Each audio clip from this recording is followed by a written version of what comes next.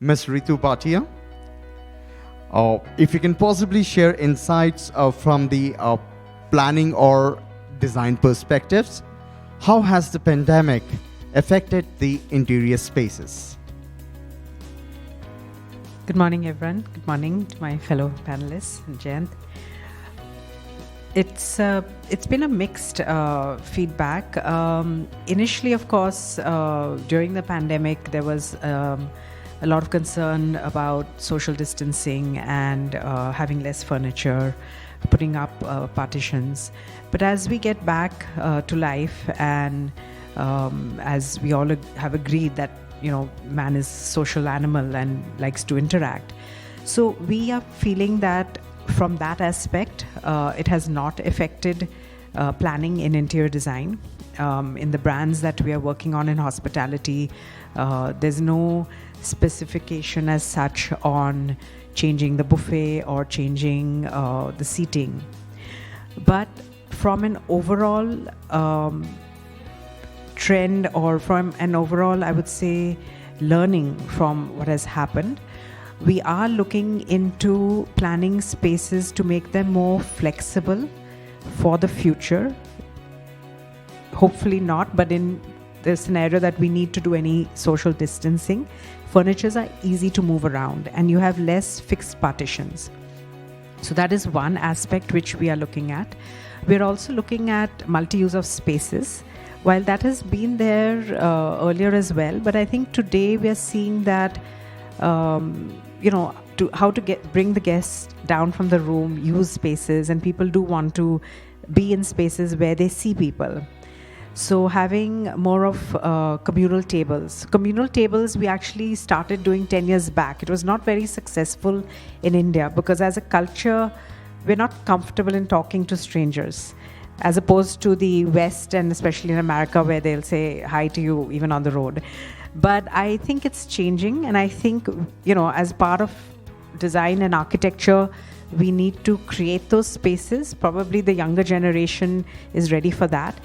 And so I see communal tables as a good way of bringing people together. And again, like I said, lobbies should be minimal to the fact of a transition space.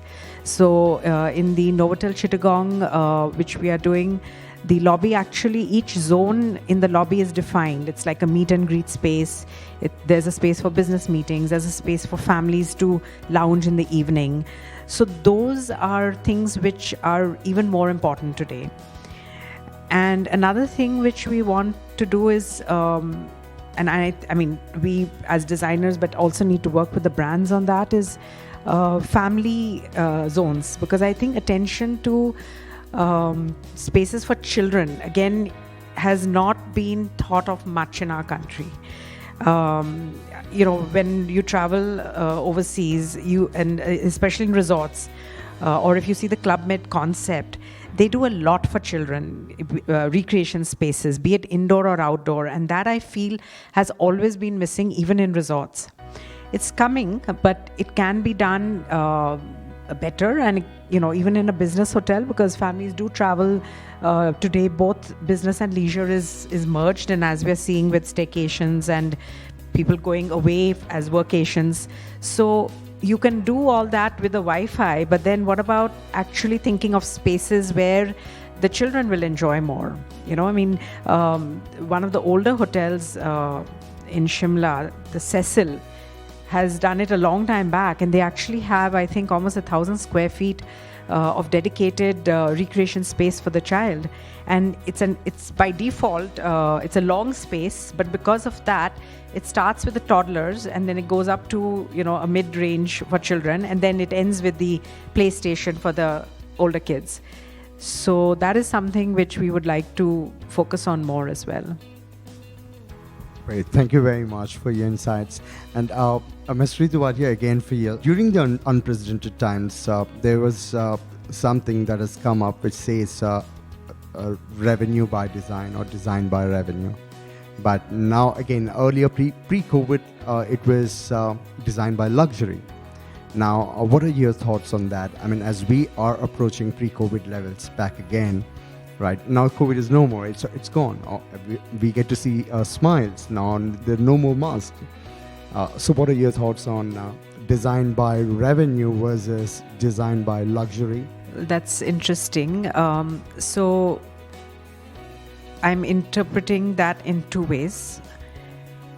One, I'm from the point of the owner of the hotel, that each space, like I said, should be a revenue generating area.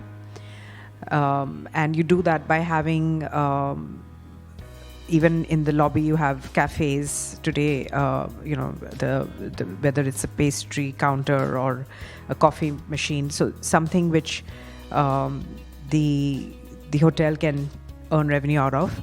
And I'm also seeing hotels lease out to Starbucks or to another brand. So that is how the hotel can earn revenue.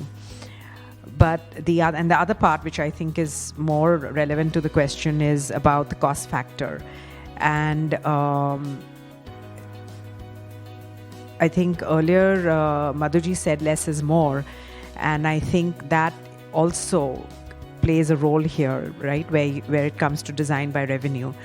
So less is more is also a trend which was there, and I think that should come back from 2 points of view. One, from the point that let's anyway have less surfaces to clean, because even if COVID is not there, a hotel does have to today more than ever talk about the fact that the spaces have been cleaned and sanitized and are hygienic. That the hotel cannot do away with. They cannot rest their feet up on that. So maybe give them less surfaces and make those surfaces more practical. Of course, aesthetics has to be there, but more practical in does it really need to be there as a point of furniture in the room. And therefore, you also cover the fact that, you're looking at the cost of things in the room. So, for example, we do lots of like long ledges or long counters in the rooms. And even, yes, we have also done it, and a huge panel with design. We've also done that. But today, is it really required? Can I do something which is functional? I have to keep the set-top box there, but less surfaces to clean, right? So that's one of the things we've been talking about in our studio. Do I really need a writing desk against a wall? Can I have a table which doubles up as a dining table, and at the same time you can sit and write? So, for example, in our IBIS at Vikhroli, we've done a daybed, lounge daybed, sofa, you can call it any of these three things in its function, against the window. And we have a coffee table of a higher height where you can put your laptop, and there's no writing desk. It's a small room, so you don't actually need that. And the guest today wants to come and relax and sit on their iPad or on the phone or maybe even on the bed with their, laptop. So do you really need that function and force it into the room? If you're looking at a resort again, do you have to have a writing desk? Can you do a space which is actually makes the guests more comfortable, put up their feet? Because another thing we've learned about health and well-being and design and well-being, and I think spaces should actually make a guest or any user feel relaxed and comfortable, and that is where your planning of your furniture comes in, and therefore costing and revenue. So I think it's a lot about really questioning the space and the furniture and the design from the point of functionality, and therefore also saving the cost. And because in luxury we put in things to make it look luxurious. We put in pieces, whether it's a furniture, whether it's a lamp, whether it's an art. The more you have, it is assumed that the more luxurious it is. But that is actually not necessarily luxury. You can go to boutique property, have less items, and have maybe one beautiful piece of artwork and very good lighting, and make a space look very luxurious. Thank you very much, Ms. Ritu. And